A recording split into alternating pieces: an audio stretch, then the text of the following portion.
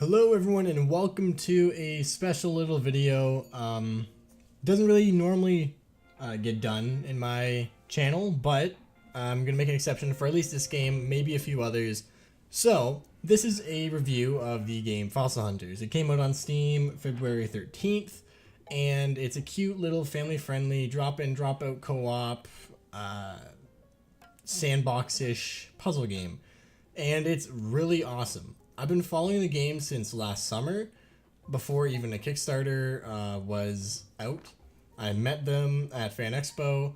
I kickstarted their page and stuff, and played the beta. I've tried playing the full game as an unbiased person going into it, but honestly, the game is so charming and alluring that I'm pretty sure that it's impossible not to have a positive bias about this game. If this isn't the type of content you're interested in, that is fine. You can just stop watching now. If you want to see the review and whatnot, then here it is.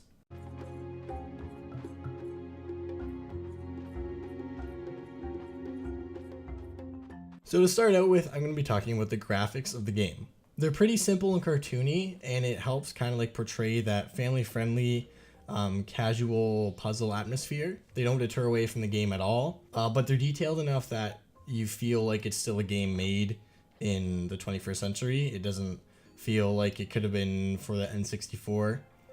The engine it uses is the Unity engine, which is used by some Flash games online, but also used by other full games. This obviously as an example, and honestly it looks really good. The programmers are really familiar with using Unity, and I honestly don't have any complaints about the graphics at all. Sometimes, okay, maybe I have a little one, but it's not a bad one. The character model you see me using, I don't mind him at all. I don't mind any of them, but there's just this one area where it looks like I can see a little bit of pixelation, and I'm not sure if that's just me going crazy, my monitor, or if perhaps it's just an unsmooth texture. But honestly, the graphics are fine, and it's a really cute game. Next up, I want to talk about the sound design of the game. From the music to the actual sounds, going throughout the menus and interacting with objects in the world. So the sound design, as far as impacts and dusting off fossils and stuff like that, honestly, it's really nice, really smooth. You can tell what's going on based on the audio, and the little crawler enemies make good sounds. The lights, when they collapse or expand, make a sound as well. It's really dynamic, and it's really good quality, and it's really nice.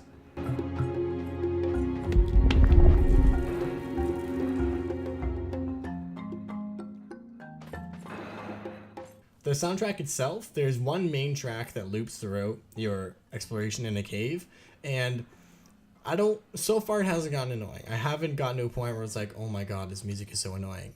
It's actually really cute. You almost don't notice it, and it's got, I think it's TIMPANIS, I'm not sure. It's got some sort of drum in it that feels like it matches a prehistoric or like fossil archaeology kind of theme to it, and it really fits. And what's really cute is if you open up your journal, which is kind of like your almost a lore guide, because your story is that you're looking for lost archaeologists and stuff. When you open that journal, the normal track that plays in the cave, it continues that track, but on a beautiful piano medley, but it continues where you were in the track. So it doesn't just end that track and start a new one. It continues where it was, and it just sounds so nice. It's a beautiful way to indicate that you're in a menu.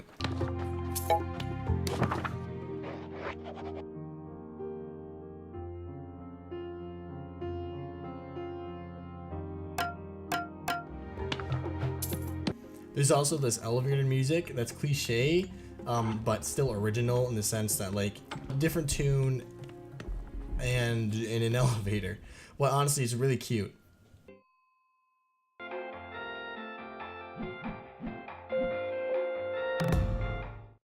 And everything about the sound in this game is, again, phenomenal. Like, it just captures the vision of the game itself in such a convincing way that it just amplifies a positive experience with the game.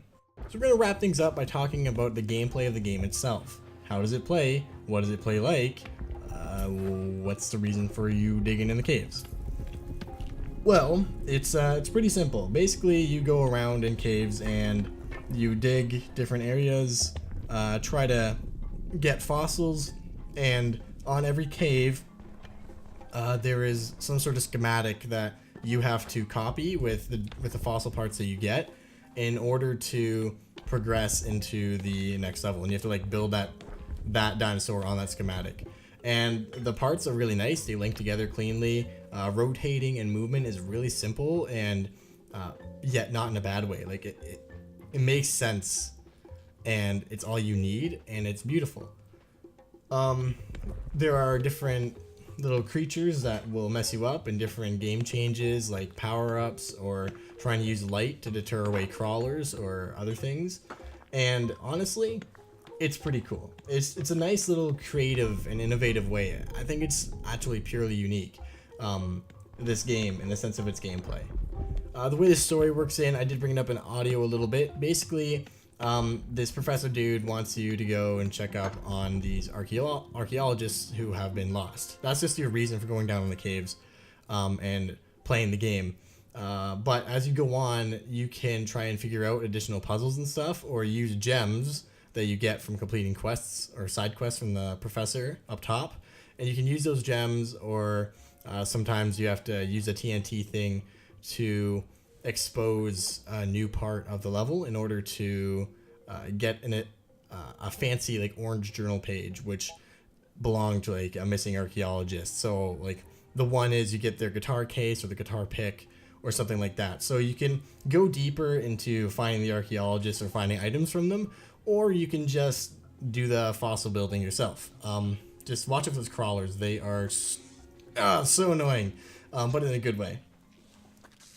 It's a pretty fun game. There's drop-in, drop-out co-op. I haven't been able to do it yet, but I'm going to be doing a playthrough with Sarah, who's my girlfriend, and I know it's going to be fun. There have been a few people who have reviewed this already who have said it's better with multiplayer, and I can see why.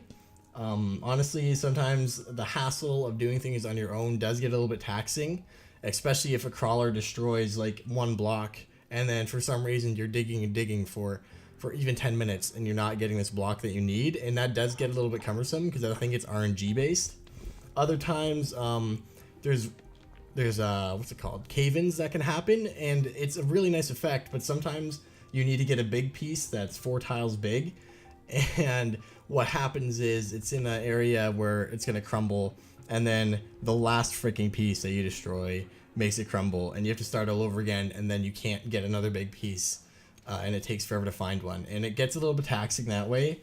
And I understand why. It's not like they're just going to hand you everything. But yeah. Additionally, you don't actually have to just build a fossil based, or a dinosaur fossil skeleton based on the schematic provided. There are hidden schematics that they've put in, as well as Kickstarter backers have been able to put in and name a schematic. But you can just freely build as you will as well, using the pieces that you can find on a map. You can make a big old thing. I made one that looks like a piano. You can make one that's just 2 tail pieces. You can go big or small with these, and then you get gold for every one that you complete that you don't like need to. And it's honestly really fun, and it's really rewarding when you pull off this giant build that you've been working 15 minutes on, and you kind of like sit back and you go, man, I just did that. And then you get the amount of coins that you get for having that all polished off and looking sexy as hell, and it feels really rewarding. So I feel like in the end, the suffering is worth it, but there is sometimes I was working on, I think it was even just the 7th cave, and like I was stuck getting this one piece for I think 15 minutes, and I still had other pieces to get, and I kept on getting repeats of pieces that I didn't need, and it was bugging me a little bit and deterring me, but it is what it is. So that's really my only gripe. All in all, this game is pretty fun. I have enjoyed most of what I've played of it, again, aside from like the taxing issue of trying to get the one piece you need. Honestly, I've enjoyed it a lot, and it's something that's really easy to pick up. You can play it with your friends, your family.